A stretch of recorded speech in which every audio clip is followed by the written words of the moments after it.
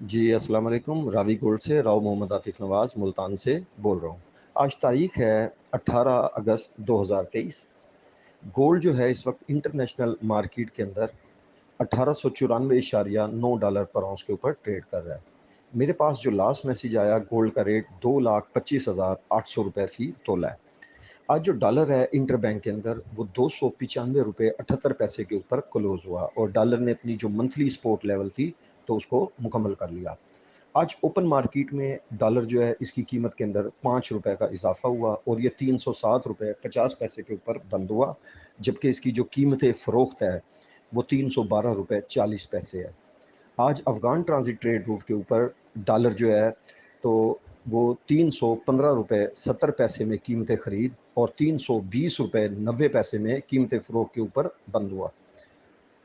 इसके साथ जो हमारी ग्रे मार्केट है उसमें डॉलर ₹315.55 कीमतें ख़रीद और ₹322.30 इसकी कीमतें फ़रोख्त है, जहाँ पर इसने आज क्लोजिंग दी है। आज जो है स्टेट बैंक ऑफ पाकिस्तान ने 2 रिपोर्टें दी हैं, मैंने कहा दोस्तों के साथ जो है मैं डिस्कस कर लूँ। पहली जो थी वो पाकिस्तान का जो करंट अकाउंट खसारा है वो जुलाई के अंदर उसमें $809 मिलियन का जो है वो इजाफा हुआ है। स्टेट बैंक ऑफ पाकिस्तान की रिपोर्ट के मुताबिक जुलाई में पाकिस्तान की जो टोटल एक्सपोर्ट हैं तो वो 2 अरब और 65 करोड़ डॉलर रही हैं, जबकि जुलाई के अंदर जो हमारी इंपोर्ट्स हैं तो वो 5 अरब और 3 करोड़ डॉलर जो है वो रही हैं। इस तरह 2 अरब और 37 करोड़ डॉलर का जो है वो फ़र्क है, जिससे हमारे रुपए के ऊपर जो है वो दबाव आया है। अगली चीज़ ये है कि हम आईएमएफ के साथ जो है उसके प्रोग्राम के अंदर मौजूद हैं। 3 अरब का स्टैंड बाई एग्रीमेंट है, जिसके तहत हमने जो है तमाम एलसीज़ जो हैं वो ओपन करनी हैं। तो अब तक जो साबका हुकूमत एलसीज़ ओपन करके गई वो रिपोर्ट के मुताबिक वो 58 करोड़ और 17 लाख डॉलर की हैं, जबकि टोटल जो थी वो 3 अरब और 27 करोड़ डॉलर की थी।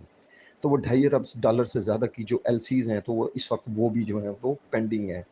तो अब इतवार वाले दिन जो है इजलास है जिसमें ये फैसला किया जाएगा कि आया हर हफ्ते 15 करोड़ डॉलर की एलसीज खोलनी है या 20 करोड़ डॉलर की एलसीज खोलनी है या कम की खोलनी है। तो जो भी फैसला होगा उसके बारे में दोस्तों को आगाह किया जाएगा। तो जो ही एलसीज खुलती जाएंगी तो ज़ाहिर बात है उससे जो डॉलर की मांग है, तलब है, तो उसमें इजाफा होगा और रुपया जो है वो मज़ीद डीवैल्यू होगा, रुपये के ऊपर प्रेशर रहेगा और डॉलर की कीमत के अंदर ऑटोमेटिकली जो है वो इजाफा होगा। फिर एक और चीज़ भी जो इस वक्त नेक्स्ट जो हमारे ऊपर जो है एक बहुत बड़ा बोझ है वो ये है कि सितंबर के अंदर पाकिस्तान ने 90 करोड़ डॉलर का कर्जा और किस्तें अदा करनी है। ये कर्जा रीशेड्यूल नहीं होगा और इसी तरह अक्टूबर के अंदर हमने जो है 1 अरब 13 करोड़ डॉलर की भी जो है वो कर्जा और किस्तें अदा करनी है। तो टोटल हमने अगले 2 माह के अंदर 2 अरब और 3 करोड़ डॉलर का कर्जा और किस्तें जो हैं वो अदा करनी है। अब ये 2 अरब और 3 करोड़ डॉलर का जो कर्जा और किस्तें अदा करनी है तो ज़रा हम रिज़र्व पे भी दोस्तों के साथ जो है वो नज़र डालते चलते हैं। इस वक्त जो स्टेट बैंक ऑफ पाकिस्तान का जो ज़ाती रिज़र्व है तो वो उन्होंने कहा है जी वो तकरीबन 8 अरब डॉलर के करीब है। तो उस 8 अरब डॉलर में से 4 अरब डॉलर तो हमारे पास सऊदी अरब के हैं, 1 अरब डॉलर जो है वो यूएई के हैं, 1 अरब डॉलर चाइना का, 6 अरब निकल गए तो ये बचे बाकी पीछे 2 अरब 43 करोड़ डॉलर। और कर्जा और किस्तें जो देनी हैं अगले 2 माह के अंदर तो वो 2 अरब 3 करोड़ डॉलर की हैं। तो ज़ाहिर बात है उससे भी रुपया जो है आपका ऑटोमेटिकली दबाव के अंदर रहेगा, रुपए के ऊपर प्रेशर रहेगा और डॉलर की तलब जो है उसमें इज़ाफ़ा होगा। अब अगली चीज़ पे आ जाते हैं, रिमिटेंस। आपकी जो इस जो रिमिटेंस हैं तो वो 2 अरब डॉलर रह गई हैं इस महीने जो है वो गिर के। ये ढाई अरब डॉलर से कम होके 2 अरब डॉलर रह गई।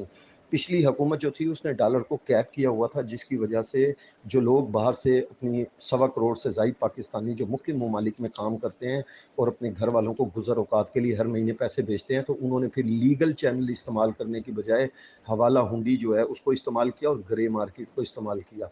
तो क्योंकि सरकारी अदाद-ओ-शुमार और जो ग्रे मार्केट है, ग्रे मार्केट का जो रेट है, तो उसके अंदर तकरीबन ₹20 का फ़र्क है 1 डॉलर के अंदर।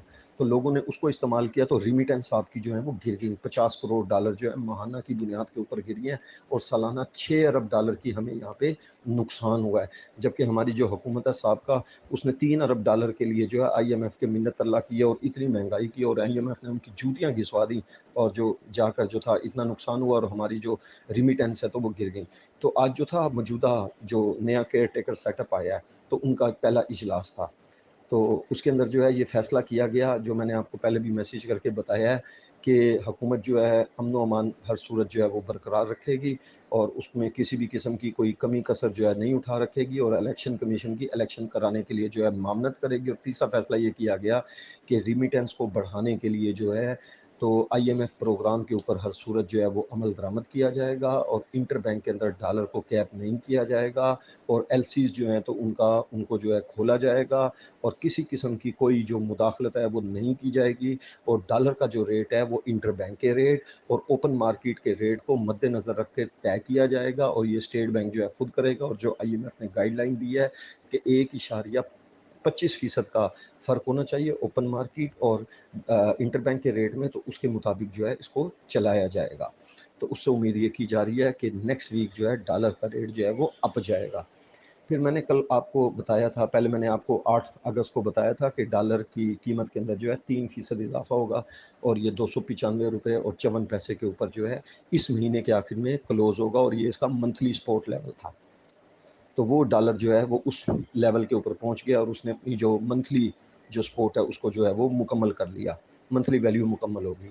अब यहाँ एक चीज़ और थी, मैंने कल आपको बताई थी कि साबका हुकूमत जो है वो जाते हुए, क्योंकि उसने क्या किया कि जब डेटे डॉलर के हक़ में आए तो डॉलर की वैल्यू को सही मुकर्रर नहीं किया था, तो डॉलर को कैप किया हुआ था। जो डेटे डॉलर के हक़ में आते थे तो डॉलर का रेट नहीं बढ़ाते थे और जब डॉलर के अगेंस्ट आते थे तो उसकी बुनियाद के ऊपर डॉलर की जो कीमत है उसको कम कर देते थे।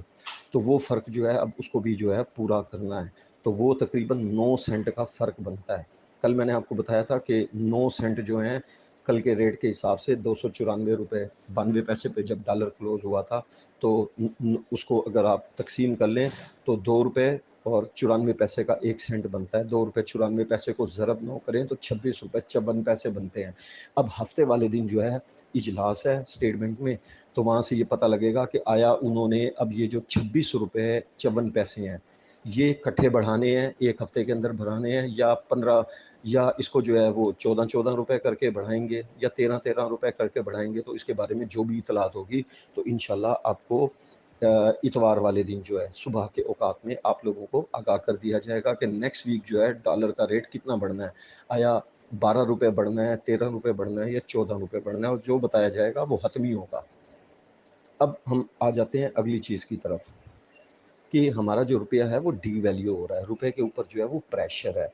नेक्स्ट वीक जो है आपका जो डॉलर का रेट है तो वो मार्केट के अंदर जो है वो ऊपर जाता हुआ नज़र आ रहा है, ओपन मार्केट के अंदर और आपके इंटरबैंक में भी जो है ऊपर जाता नज़र आ रहा है।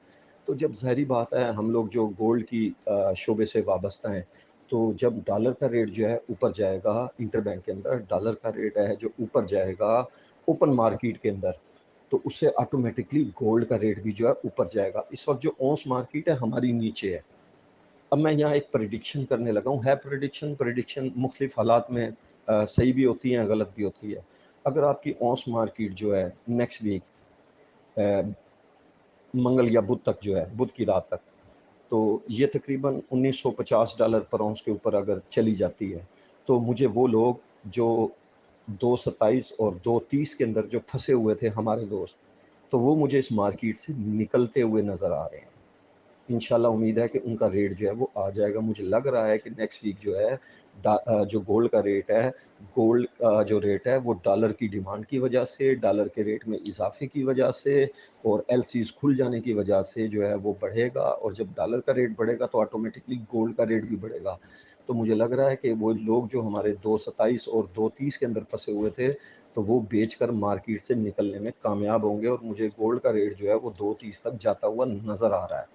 इसमें वल्लाहु आलम 28 तक भी जा सकता है, 29 तक, लेकिन मुझे लग रहा है कि 2.30 तक जो है वो जाएगा, गोल्ड की डिमांड की वजह से भी और डॉलर की डिमांड की वजह से भी, डॉलर के रेट में इज़ाफ़े की वजह से भी।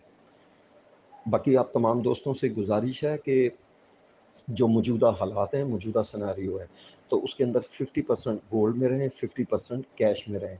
जहाँ डिप मिले वहाँ बाइंग करें और जहाँ मुनाफ़ा मिले कम से कम ₹5000 फ़ी तोला, 4 से 5, तो वहाँ पर उसको मुनाफ़े को जो है कैश करें। अल्लाह पाक आप तमाम लोगों के कारोबार में बरकत अता करे। अस्सलामु अलैकुम।